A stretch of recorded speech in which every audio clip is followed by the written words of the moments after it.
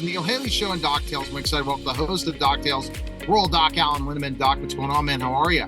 We're doing really well here, Neil. And you? Fantastic. Our guest today is Riya Fukui. He has a really good, interesting way that we're involving healthcare. Riya, thanks for stopping by. And I know Doc has a lot of questions for you. Hi, thanks for having me. Where are you located, by the way, Riya? I'm in Houston today. Okay. Good, Doc. Well, you have a really fascinating history. You've gotten a lot of things done, Riya, Dr. Fukui. And tell us, where did you grow up? Um, well, I grew up in, I was born in Ohio, incidentally, but I grew up in Tokyo, suburb of Tokyo. My dad's British and my mom's Japanese. And my dad's a university professor in cell biology, so I grew up in a university campus over there. And yeah, that's where I grew up until I came back to the US, to Houston for college. So you said you grew up in Tokyo. Yes, that's correct. Yeah. Wow. So you speak more than English. Well, yes. Well, actually, I didn't speak English until I was 12. I went to Japanese elementary school. I spoke in Japanese to my dad, but he spoke back in English, so I always understood what English words were. But yeah. And then not until I transferred into an international school in Japan, that's when I started picking up English. Oh, wow. And really being in the United States, what have you seen the challenges in healthcare in the United States once you came? Yeah, so healthcare is very different in Japan. I think it's a very friendly healthcare for patients. You can walk into any doctor's office specialty, and you have to wait. It's like an expectation, but most of it is a walk-in, and then you're going to be seen. Whereas here, when I first arrived as a patient, I was shocked that I had a rash in my forehead, and I just wanted to get checked out. And then I waited a month to get a dermatology appointment, and then I went there. But the rash by that time was resolved, and then I got a bill of $60, which now I think that's reasonable, but then at that time I was like, wow, that was just that was interesting from a patient. But now that I'm a physician, I've been practicing. I've noticed that it is also difficult from the physician side to deliver all the care that you want for the patients. For example, my specialty is in physical medicine rehabilitation, and I have patients who are debilitated after a big disease or event such as stroke, and they can't go back to work or to function. And the best place to get rehabilitation would be in a rehab hospital, but those are expensive, and and it's difficult to get that approved through the insurance, and that's been the struggle. Well, yes, I've grown up here in this country, and I have seen that as time passes, medical care gets harder and harder to get, and it also gets to be a little more disappointing. One of the problems that most of us have to deal with, especially as employed physicians, is we can only allow the patient to ask one question. If they ask two questions, they have to come back for a second day. And if we don't keep on that schedule, we hear about it from our administrators. So it's really we're getting to be more patient hostile every day. So you still, so Riya, go ahead. I was going to go to the next question. What were you going to add? Oh, I was just going to say that it's all based on the efficiency model. The payment model as thus far has been fee for service, which means you just need to see the volume of patients, and how to get through a volume of patients, it has to be boom, boom, boom, and spending a long time in one patient, even though you address all their problems, doesn't necessarily get you paid, or the clinic or the hospital get paid. That's one. Yes, I've heard that the most friendly healthcare in the world is in Thailand. Oh, is it? Yeah. We are definitely not the most friendly. Rhea, I started out in healthcare as an orderly in exactly your field, rehab. So that Mhm. was in 1971. So, 53 years ago. So things have changed, but even in those days, we were very expensive. It cost $60 a day to be in our rehab hospital, whereas, for the most part, I would say $30 would have been the cost of the day back in 1971.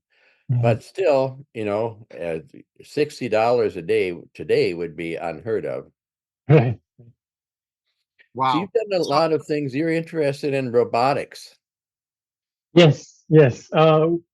Mainly that, my undergrad degree was actually in computer science. So I've always had this itch of innovation, and I really like computers and robotics. Just before this call, I was just programming something too. So yeah. So how are you coming up with a solution with robotics and your doctor being a doctor to disrupt the healthcare industry? Talk about that. Yeah. So, great thing about robots or, computers and machines in general is they don't get tired. So they can work 24/7. So which means that we can automate all these tasks that humans have been doing that has been tedious and inefficient to tasks to these robots. And now we have a new concept of AI agents, but essentially robots doesn't have to have a physical um, presence. It can be within the software. And with AI agents, it can act uh, as if it's let's say a medical assistant and speak with the patients, or collect more information from the doctors, and or not only that, go through electronic medical records and kind of amass all that information and output yeah, whatever it's needed. So you're talking Wow. about AI and you're talking about reading medical records. Mhm. So how do you get AI to ask patients questions? Yeah, so right now,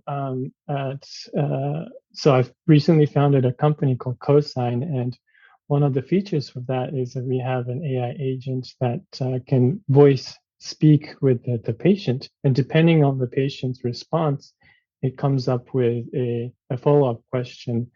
And these questions are based on the data that the provider or the clinic wants to collect.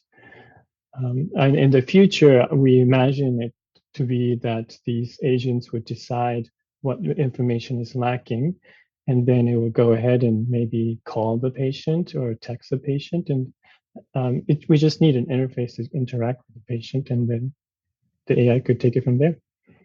What do you do for a physical exam? Yeah, that's a great question. So we don't have a great method of doing that. There are there have been other solutions where there's a camera in the exam room.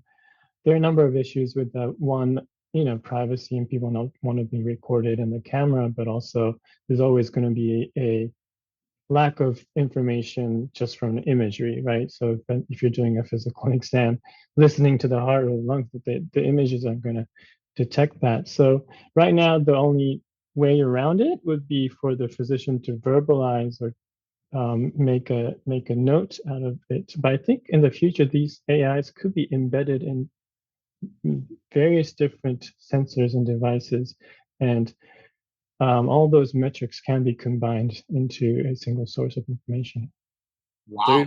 you're looking forward to your AI listening to a heart and listening to lungs and getting an idea of what's happening. Yeah, and if that changes how the clinical outcome is going to be, I think it is going to be beneficial for second set of eyes. We don't want to. We're not saying they want to replace the providers, the healthcare providers, but it's going to be an augmented technology for them to verify and kind of have a second opinion, or a digital double of yourself that you can always kind of bounce off ideas. Oh, I wanted to jump into how are you getting this into, is this still in the launch phase to get to different hospitals, or where are you targeting to bring this technology? Yeah, great question. Yeah, we began about a year ago. We're still in the very early stages. We're targeting small to medium clinics with multiple providers, and trying to get foot into these clinics and see what real world problems that we can solve. Doc, it's crazy. It's not ChatGPT. A lot more advanced. Yeah, it is. Yeah. Yeah.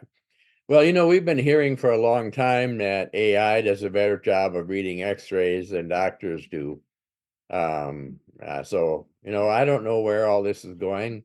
I'm old. I'm at the way end of my career. And if I'm lucky, I've got another 24 years and I'll be 100. So we'll see what happens. So I'm just busy watching this and trying to take it all in. By the way, I see your cat walking around there in the background. Sorry. Yeah. Yeah, she just wants some attention. So, She's so basically, are you in test phase with the product right now? I would call it pilot phase. Pilot So phase. we built it out. We built our MVP, and then we have a couple of pilots running it.